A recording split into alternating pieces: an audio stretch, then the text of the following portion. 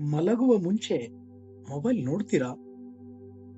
ಬಹುತೇಕ ಜನರು ಮಲಗುವ ಮೊದಲು ಮೊಬೈಲ್ ಸ್ಕ್ರೀನ್ ನೋಡುತ್ತಾರೆ.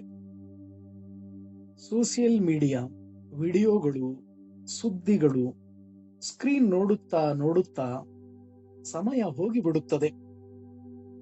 ಆದ್ರೆ ಒಂದು ವಿಷಯ ಗಮನಿಸಿದ್ದೀರಾ?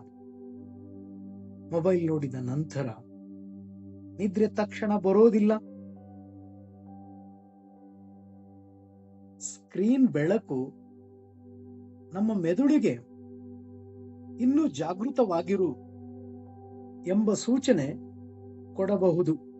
ಹೀಗಾಗಿ ಮಲಗುವ ಮುಂಚೆ ಮೊಬೈಲ್ ಕಡಿಮೆ ಬಳಸುವುದು ಒಳ್ಳೆಯ ಅಭ್ಯಾಸ. ಇದು ಉಪದೇಶ ಅಲ್ಲ, ಇದು ಸಿಂಪಲ್ ಸೆನ್ಸ್.